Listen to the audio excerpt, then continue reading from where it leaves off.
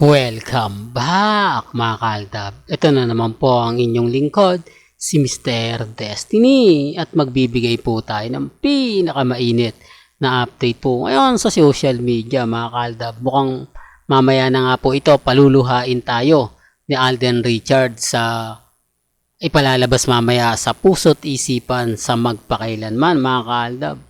Alam nyo, sa totoo lang, napakarami pong mga nagbibigay sa atin ng mga update, talagang masaya, maganda, mga video. Kaya lang, hindi po natin pwedeng ibigay ito sa mga netizen, sa mga dumadaan sa channel natin, di po ba? Sa talagang Aldab Nation lang. Di po ba? Napakaganda nga po ng kumakalat ngayon at pumapabor naman po talaga sa atin. Sabi ko nga po sa mga mami, sa mga titas, maging kampante na lang po kayo kasi at ramdam naman po natin na tayo po talaga yung wagi. Di po ba? Tayo naman po talaga yung panalo. May mga bagay-bagay po na mahirap nga po talagang ipaliwanag at ipaintindi nga po sa mga netizen. Di po ba? Real talk yan.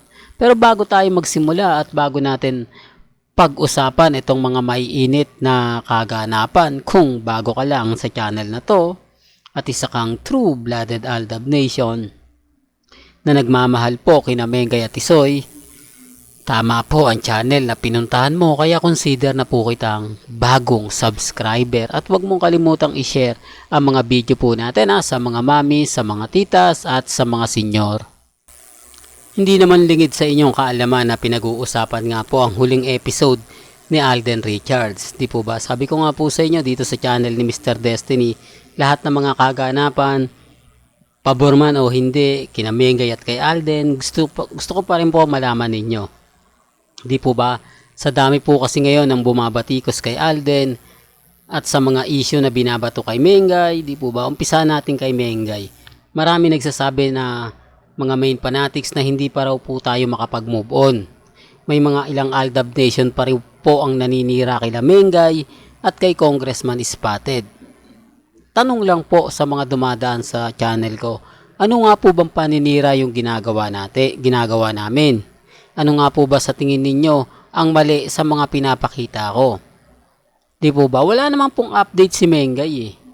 Paano masasabing gumagawa kami ng mga issue para kumbaga gumawa ng gulo? Hindi po. Wala pong, ang sa amin lang po mga kaaldab, kino-question lang po namin yung mga maling nakikita po namin. Ang problema, kami po lagi yung may kasalanan.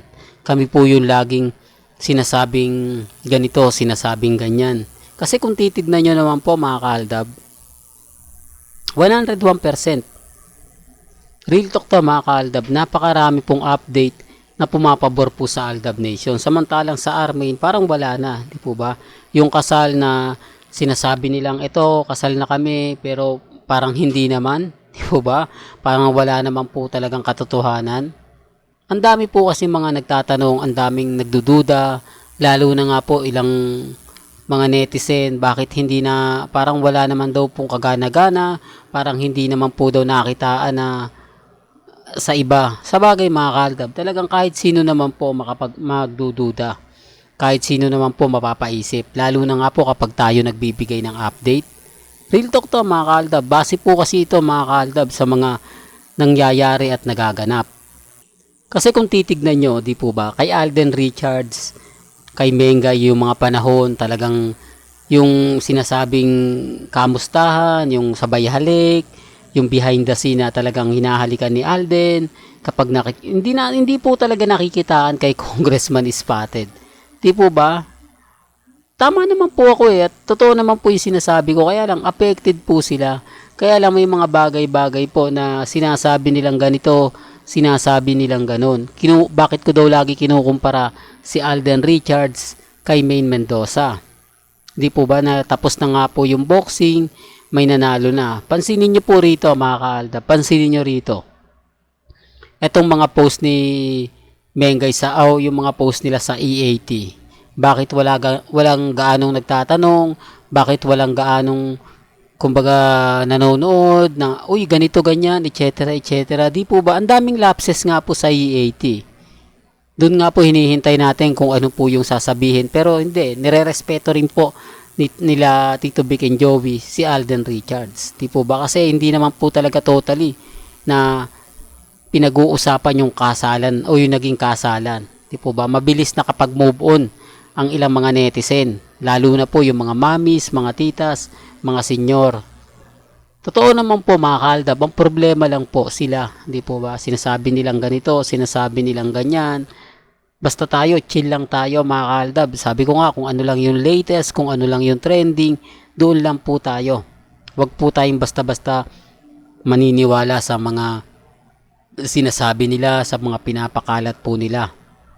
Ang importante lang naman ay maging updated ka. Diba? Yun lang naman po yung importante. Yung ano man po yung nababasa ninyo, ano man po yung nakikita ninyo, napapanood ninyo, napapakinggan ninyo, chill lang. Di po ba? Yun ang kagandahan nyo po sa channel ni Mr. Destiny.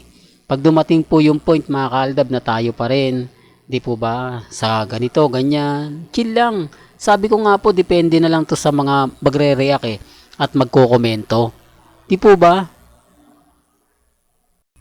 Pinipilit po kasi nila na ganito, pinipilit po nilang ganon. Yan po yung katotohanan mga kaaldab na sinasabing wala na daw relasyon sila Mengay at si Alden. Okay lang naman po yun.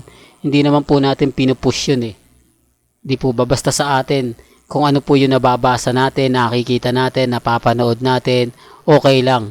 Di po ba? Ang importante lang naman, maging updated tayo. Ano man po yung mga nababasa ninyo, nakikita ninyo, napapanood po ninyo sa social media, sa mga private account, hayaan nyo lang po. Di po ba? Normal lang po yan. Alam nyo naman po, pagdating sa Instagram, sa Twitter, sa website, ang daming mga komento na yan. Ang daming mga sinasabi, ang daming mga pauto. Tintay na lang po natin lumaki siya ni Mengay. Po bago tayo mag-react. Sa ngayon mga kaaldab, wala naman po yan Pinapaingay lang po nila dahil ginagamit po si Mengay. Sabi nga ni Ogie Diaz, kung gusto mong sumikat, dumikit ka sa sikat. Sa sikat, di po ba? Gaya nga po ni Jella Ataide, na membro na rin po ng Star Magic, di po ba? Although sabihin na natin konti na lang talaga yung artista dyan dahil karamihan nga po ay nasa Sparkle Artist Center na. At yung iba naman po ay nasa TV5 na kumbaga humiwalay na nga po talaga at nasa Net 25. Kaya talagang kukuha at kukuha po sila ng mga artista na baguhan. Di po ba para lang matuloy yung Star Magic kasi pag nawalan po sila ng mga artista, di po ba? Well, para lang po sa kaalaman ng lahat.